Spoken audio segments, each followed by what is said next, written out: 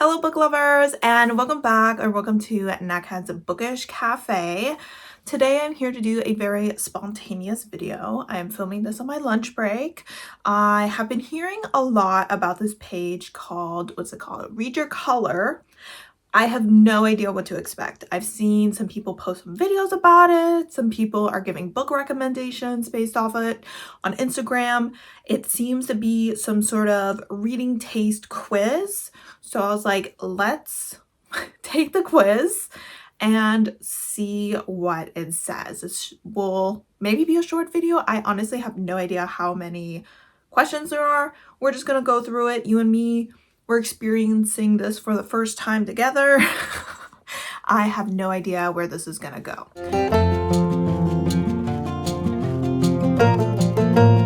Alrighty, so I always kind of like twirl my mouse around when I start a new screen recording, so I know like where to like cut it and line it up with what I'm saying when it comes time for editing.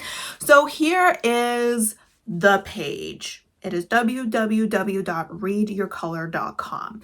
I am praying that my screen recording will behave itself. It has failed me in the past, so I will probably just read out everything that I'm saying just in case this ends up just being a video without the screen recording. Fingers crossed that's not the case.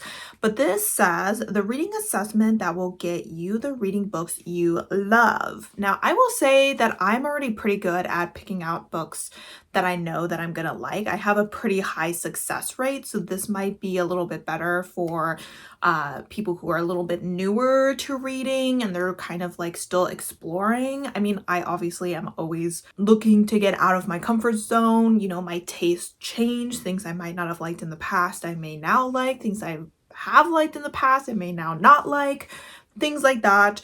But for the most part, this is probably more for a fun time for me rather than like really telling me something new about myself.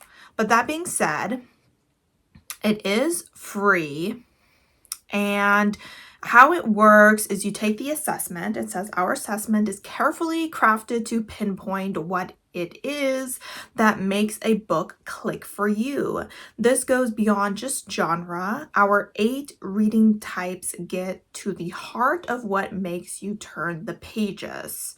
So it seems like there's 8 types of readers, and we'll see which one I am. So then I will get my results, an in-depth review of what kind of reader I am. And if you would like to purchase a guide to get a reading plan, you can. I'm obviously not interested in that. I just want the assessment. So let's go ahead and take the free assessment. Okay. So it says, find your color type. Are you ready to find your reading type? Let's do it. Let's do it. Okay. Yes. Okay. 24 different hypothetical book summaries indicate how likely you would be to read each of these. Oh, that's interesting. Okay. Okay, so we're going to be reading summaries of a book. So the first summary is a poetic memoir, weaves together fragments, dreams, journal entries, old texts chronicling the author's healing after grief. I have liked memoirs in the past. Usually it has to be someone who I either know, like someone famous, or it really has to be someone who is talking or part of a community that I want to learn more about, someone who's like a person of color, someone who is queer, maybe someone who's facing a certain type of illness. Just like some regular Joe probably don't care that much. I do enjoy beautiful writing. The poetic aspect of the story is intriguing to me, and I do like stories that explore grief in a fictional setting. Would I like to explore it from this person's point of view, like a real life person? I don't know. Like I said, it kind of depends on who they are and what space they hold in society. So I think I'm gonna go ahead and just put a might read for this one. All right, question number 2. A woman falls in love with a man through anonymous letters exchanged in library books, never meeting until fate intervenes. This is giving contemporary romance, which if you are a regular here on this channel, you know I've been beefing with for about over a year, especially heterosexual contemporary romance, which is clearly what this is. As a reader, I think it's always fun when there's a library or bookstore that is involved. Do I like stories that have letters in them? Um, I mean, I definitely have read books that are in an epistolary format. I mean, Dowry of Blood is a great example, so I wouldn't say it's a complete turnoff, but just where I am here and now, based off the genre that I'm assuming it is, I'm gonna say I probably wouldn't read. I want to say probably, not definitely. There's definitely a chance that in the future my reading tastes start going towards contemporary romance again, but for now, we'll go with a probably not read. Question number 3. In a city run by corporations, a lone data hacker risks everything to uncover the truth behind a mass digital blackout. So we're clearly dealing kind of with a sci-fi situation, potentially slightly thriller mystery vibes. I do like sci-fi thriller mysteries. This definitely could have a lot of commentary on corporations, capitalism, over reliance on technology and how technology infiltrates our lives. All those things sound really interesting to me. It seems like we technically have some sort of organization that might be potentially trying to create a revolution by causing this blackout. Are they the good guys? Are they the bad guys? There's a lot of things about this that are intriguing me, so I would say would definitely read. All right, number 4. In a shattered world ruled by elemental warlords, a cursed warrior and an outcast prince form a forbidden bond that could remake the realm. Giving kind of fantasy, definitely. This doesn't specifically say what the gender of the warrior is, so it definitely could be queer. I would be 100% down with that. I'm trying to think if I have read a lot of magic systems based off the elements. I don't think I've read too many, but as someone who is a fan of like Avatar, I would definitely be down to check it out. It is an intriguing way to categorize magic. It is also giving a slightly post-apocalyptic vibe with the whole shattered world. I do enjoy a post-apocalyptic setting. Forbidden Bonds, yes, enjoy that. Enjoy people fighting against the powers that be, especially if those powers are evil. So I think I would definitely check this out. Question number 5. A solitary monk walks across America, encountering strangers who subtly reshape his inner life and beliefs. So this is giving the Singing Hills cycle by Nevo, as well as The Monk and the Robot by Becky Chambers, which are both series that I really enjoy, especially if they are in a novella format, just like those two books are. So I do think that this is definitely something that I would consider checking out. All right, so question number 6 says, drawing on neuroscience and ancient philosophy, this guide helps overthinkers learn to make better decisions. So this is giving self-help, which is not my thing. As someone who not recently, I think at the beginning of this year started the book Atomic Habits and has proceeded not to pick it up for the last 4 months or so, I can tell you self-help books are just not something that I'm really interested in. Your girl's paying for therapy, so I'm not going to be paying for books on top of that. So we're going to go with a definitely not read. Question number 7 is going to be, a surrealist artist discovers her paintings are portals to real worlds, and something is starting to come back through the canvas. Very intriguing. It is giving kind of a contemporary overlaps with fantasy kind of vibe. Now, is this going to be like a horror situation? Is it going to be like a romance kind of situation? There's a couple directions that this could go.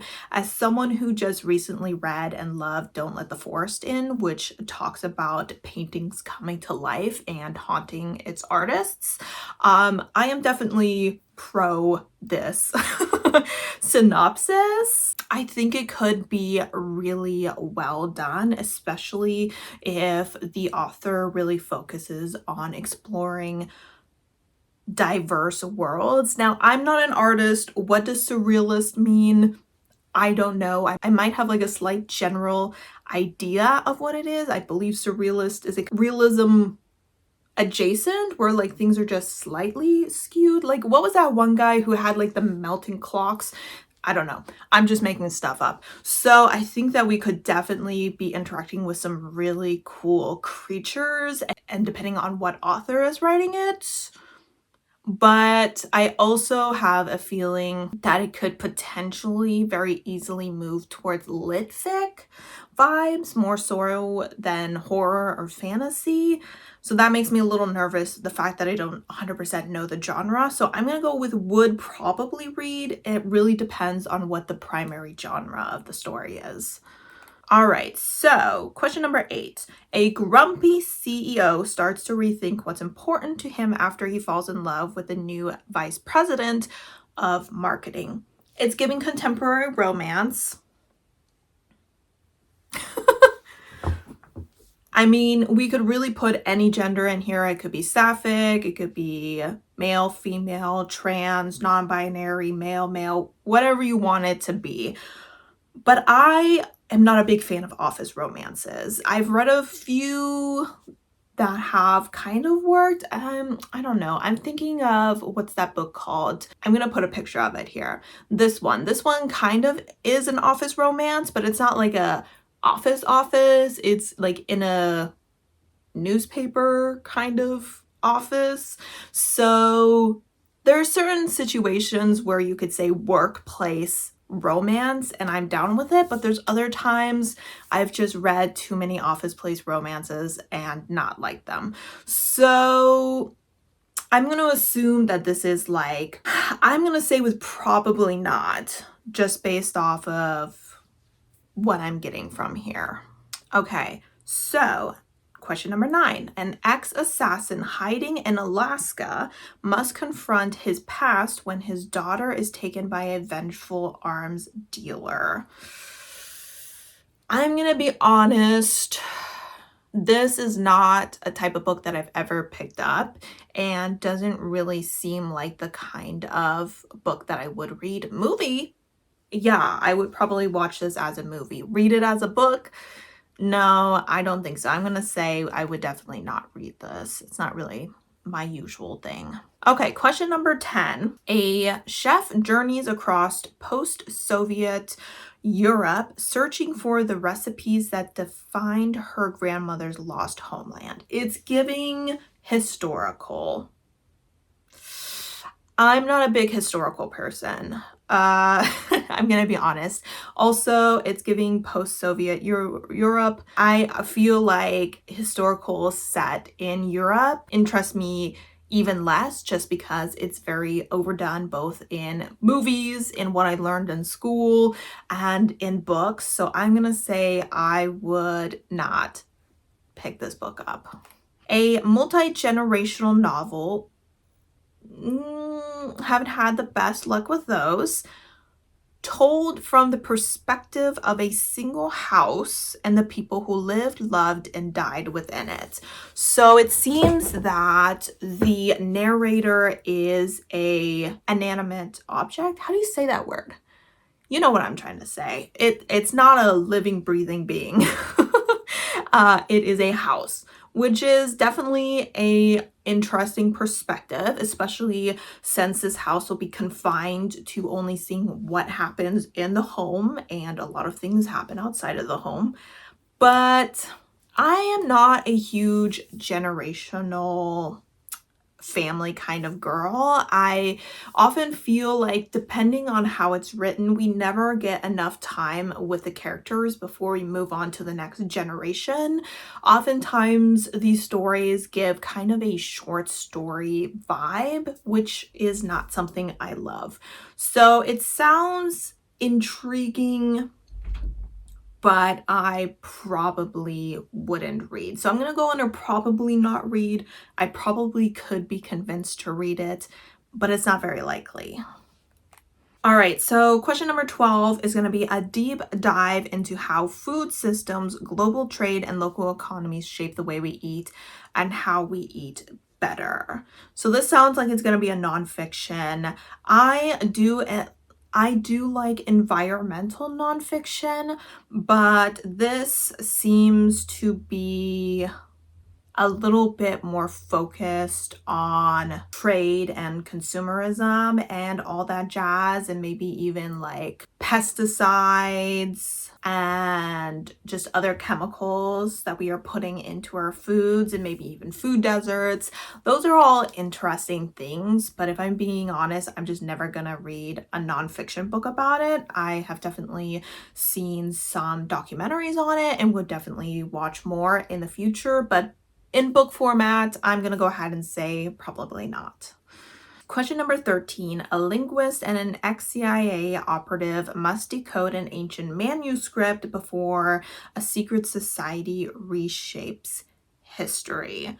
So, secret society, that's intriguing. Is it like a cult? Are we talking about the ultra wealthy here? I will say these kind of books tend not to intrigue me. They're kind of these contemporary mystery thrillers that have a strong military vibe to them. That's not something I'm super interested. This is the kind of story where I would watch like a fast-paced movie of it, but book-wise, it's not really my jam, so I'm gonna say I would not read this.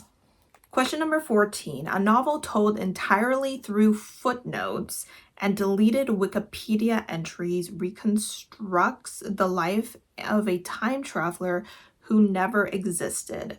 Convoluted. We've got multiple formats going on here, which some people like. I haven't read it too often, so I don't really have a strong opinion on it. The fact that it's just footnotes and deleted Wikipedia and doesn't have like any narration really kind of puts me off. I also, other than This Is How You Lose the Time War, I don't think I've watched or not watched, read a lot of time travel, so I'm not really sure if it's my thing. Honestly, just the formatting of the story is off-putting for me, so I'm gonna say I would not read that. Okay, number 15. A struggling screenwriter falls for the nanny of his ex-wife's kids in a story filled with awkward charm, bad coffee, and unexpected kisses. It is giving low quality contemporary romance. Why is it giving low quality?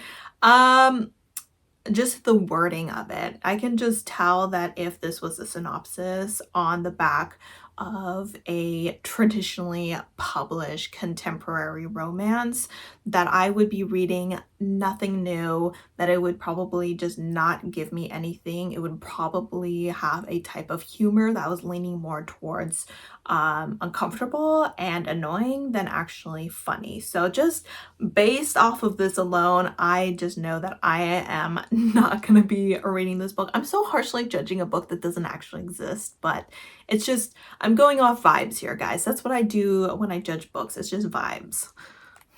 Okay, so question number 16 is, in a future where dreams can be uploaded and bought, a woman begins to lose the line between memory and product. So, that definitely has a sci-fi vibe to it. Potentially is going to be pretty full of commentary, especially on like staged experiences, kind of things that we see a lot on social media. It could be interesting. It's not 100% speaking to me, just because I feel like I would almost need a slightly more detailed synopsis to kind of figure out like what is the purpose of the story. So I'm gonna go under might read. Okay, so question 17 is a former Silicon Valley exec, which I think is short for executive, shares what broke him, what healed him, and how to live a more intentional digital life. The way I don't care at all. Not even a smidge. We're gonna say would definitely not read. No, thank you. Okay. Question number 18. A rescue team in Antarctica picks up a distress signal from a base that officially does not exist and never did. Intriguing, especially if it is horror and we have an isolated setting. We have a very dangerous environment that could kill our characters as easily as any monster. So I would say probably. It kind of depends on if it is horror and who wrote it and what kind of characters we are dealing with here. So I'm going to go with could probably read. Question 19, a cultural critic's essay collection on the end of privacy, the aesthetics of apocalypse, and what comes after capitalism. That sounds very snobby. That might just be a little bit over my head, to be honest. I feel like it could definitely cover some interesting conversations, but I have a feeling this will be one of those essay collections where there's like a few things I'm interested in. There's a few things that I'm not interested in. So the what comes after capitalism part does intrigue me. I'm gonna put might read. So question 20, a woman uncovers a box of unsent letters and begins to rewrite the story of her childhood. Don't care. I'm sorry. That was a very solid answer on that. That's not really intriguing me. I'm assuming either she has some sort of memory loss or she just had certain ideas of what her past was like and now it's changing. Not really something I'm interested in reading though. Okay, question 21, a clear, no-nonsense manual on how to lead teams with empathy, structure, and long-term vision. Yeah, that's some more self-help stuff that I don't need. No, thank you.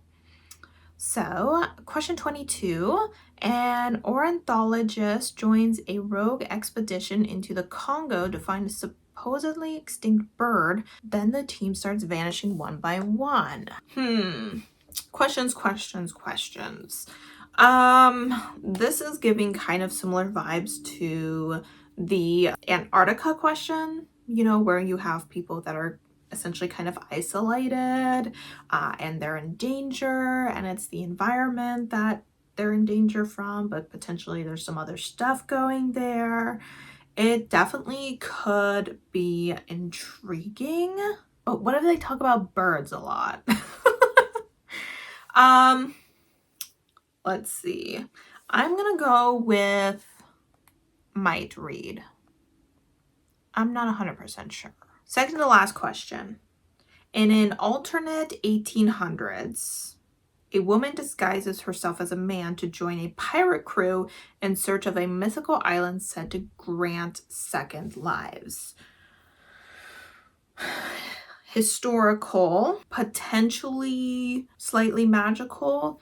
When it says grant second lives, does it mean like bring someone back from the dead, or does it like let you reshape your life, give you kind of like a second chance? I have to admit, I'm not 100% sure what the story is giving.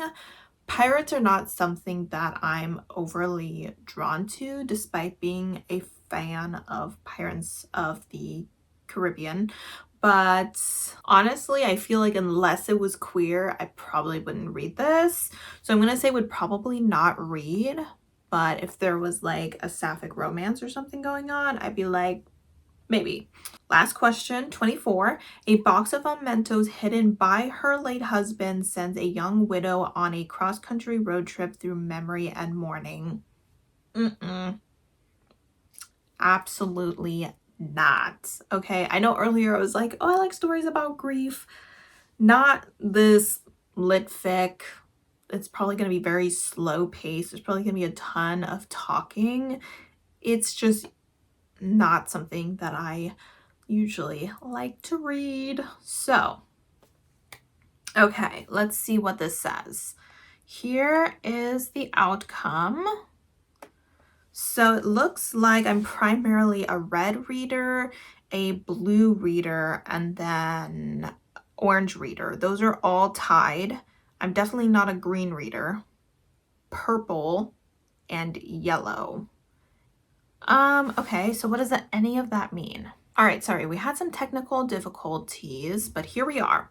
So let's see, it says you're an orange reader. So they decided that I am an orange reader, even though I was tied with, what was it, red? I already forgot.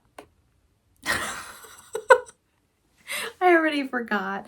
Okay, anyway, so I'm the serial world hopper. So what is a orange reader? The orange reader thrives on masterful world building. Yes, they look for stories with imagination, exploration, and vivid storytelling that transports them far beyond the ordinary. They seek out expansive worlds, epic adventures. I said that with a weird accent. Epic adventures and richly detailed narratives that ignite their sense of wonder and possibility. For them, reading is about discovery, excitement, and embarking on journeys that stretch the boundaries of their imaginations. I would go ahead and agree with that for sure. I really do read to expand my horizons, even when it comes to reading fiction.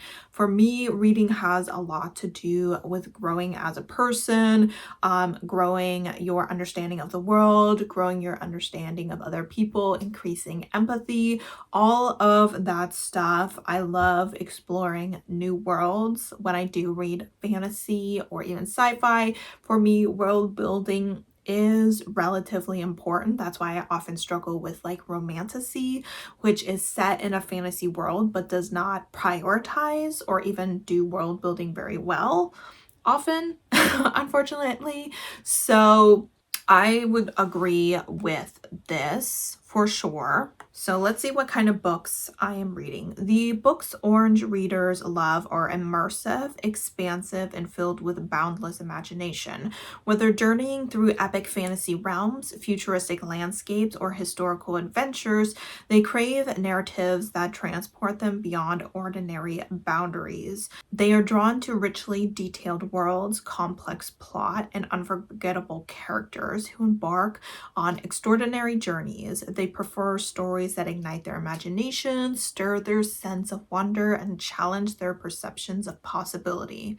Orange readers read to explore, discover, and imagine new realities, often seeking escape and inspiration in equal measure. They're attracted to tales that offer fresh perspectives or vividly reimagine familiar worlds. For them, a great book is one that fully captivates their senses and fuels their adventurous spirits. Agree. For me, unforgettable characters. I am someone who is relatively character driven. It would be a lot easier for me to continue with a book where I love the characters and feel kind of blasé about the plot than for me to continue a book where I'm intrigued by the plot but feel nothing or even dislike the characters. So for me, unforgettable characters are really great.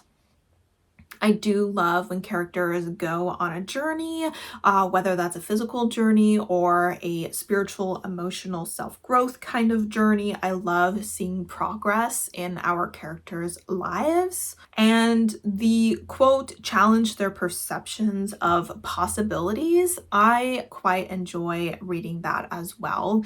Reading kind of sci-fi, alternate histories is really interesting because it kind of gives you the idea of what could be. And I often find myself taking what I learned from those books and kind of trying to apply it to our world that we're living in, and seeing how that would impact things. So I really enjoyed that. Fresh perspectives, or vividly reimagine familiar worlds. I don't read a lot of books that would be considered like retellings, but there are definitely tropes, and like plot points that I enjoy seeing. I know my cat is like, what is that noise? Someone's doing some work on the side of the house, so I'm sorry if you can hear that. But I do enjoy reading stories where I'm like, this kind of reminds me of this other book, but it's just a little bit different. So I definitely have themes and plot points and characteristics and all that jazz that I love to see over and over again. But at the same time, I'm not someone who wants to read something that I feel like I've already read 20,000 times. So here it looks like we break down my preferences by fiction and nonfiction. So for fiction, I like epic fantasy and richly imagined sagas. I always like reading fantasies. I don't pick them up very often. I mean, you can see, you can see a few of them that I've read there. Like I love N.K. Jemisin. I struggle to pick them up because I am intimidated by them, but usually when I do read them, I have a good time with them. Science fiction that explores speculative futures and alternate realities. Yes, I do really enjoy sci-fi. I feel like I'm starting to get into it a little bit more. My enjoyment of it seems to be growing every year, so I'm really looking forward to continuing to explore that genre. Historical fiction packed with adventure, discovery, and immersive detail. I am not a huge historical fiction person, but if I do read historical, I do enjoy kind of a mystery aspect to it. We're talking about what's that series? Stalking Jack the Ripper by Carrie Maniscalco, the Veronica Speedwell by Diana Rayborn, and then I also recently started one that's historical but kind of more fantasy based, and that was called, I think the first one was called Spellbound, and by Ali Theron. I can't remember her name, but so I do enjoy historical every once in a while, but there has to be that, I guess, adventure and discovery involved in it. We also like dystopian stories that challenge society's norms and push boundaries. I do love a dystopian story. I have read a few series by TJ Klune, Lily Mayne. Oftentimes I go for queer dystopian novels. I know I've been meaning to make a video for some recommendations for kind of queer post-apocalyptic stories. There's one other book that I want to read before I do that, just to see if I can include it on that list, but that will be coming eventually, hopefully this year. And then imaginative tales that blend realism with fantastical or speculative elements. This I'm not so sure about, because to me this kind of sounds like magical realism. Magical realism is not something I've had a lot of luck with. I usually prefer to be solidly within a fantastical setting or fully in a contemporary setting. I would say I've grown a little bit more fond of what you would consider urban fantasy, and I wouldn't consider that fully in a fantastical setting because it is in a way very inspired by our real world, but that's kind of the closest thing that I could think of when it comes to like magical realism, slight magical vibes here and there, but we'll see. For nonfiction preferences, we have engaging accounts of exploration, discovery, and daring journeys. So this kind of sounds like memoir kind of vibes. Like I said, occasionally enjoy a memoir. It's hard because I haven't read enough nonfiction for me to really say what I enjoy. My main thing is I really like social commentary, and I'm kind of looking at the books that I've read. I mean, kind of like The Devil's Highway would definitely be considered a daring journey. Know My Name is definitely giving like discovery and self-exploration. So that I would definitely say could be true. Historical narratives that bring pivotal moments vividly to life.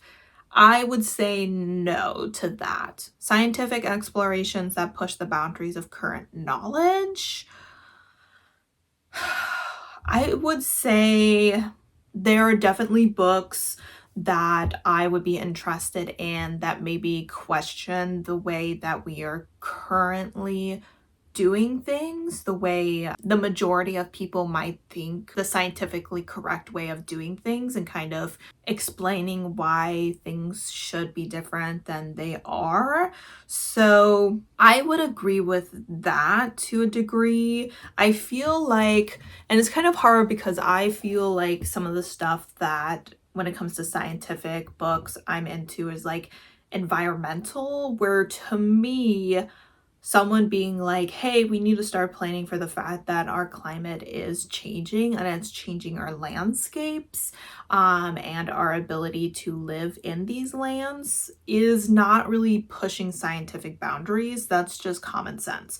But at the same time, there's a lot of climate deniers and there's a lot of governments that are kind of just sticking their head in the sand. And so I guess you could say me acknowledging the fact that there are certain changes that need to be made, like right now, could fall under that category.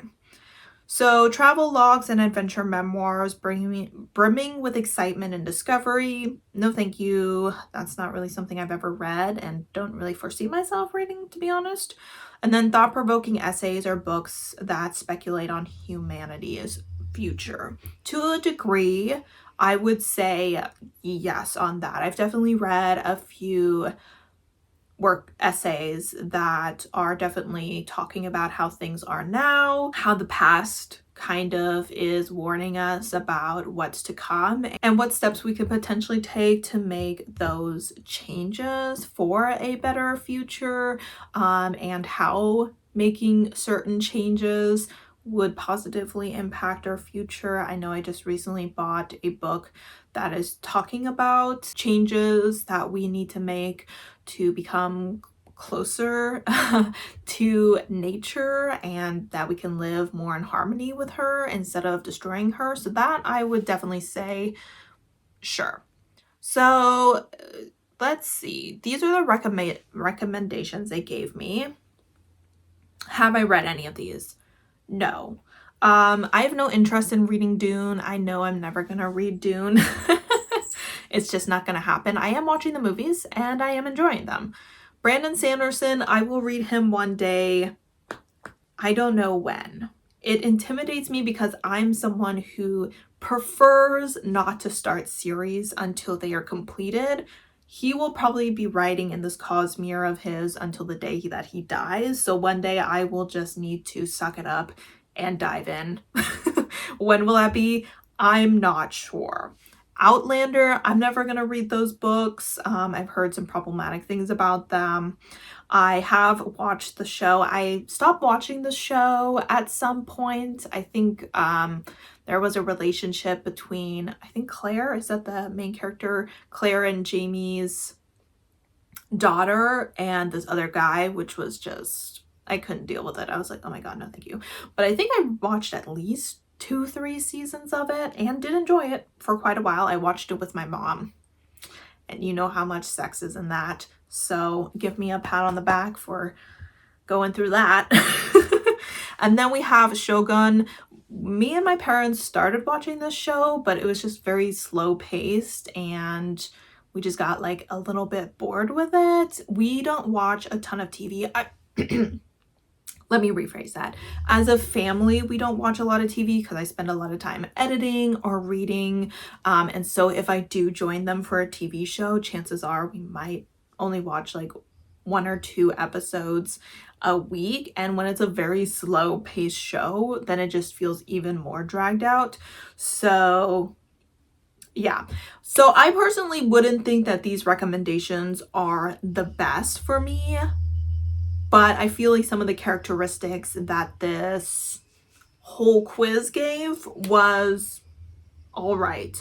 So I wonder if I'll take a little deeper look into the types of readers and see if I relate to any of the other ones more. Will I be one of those people that does a recommendation list?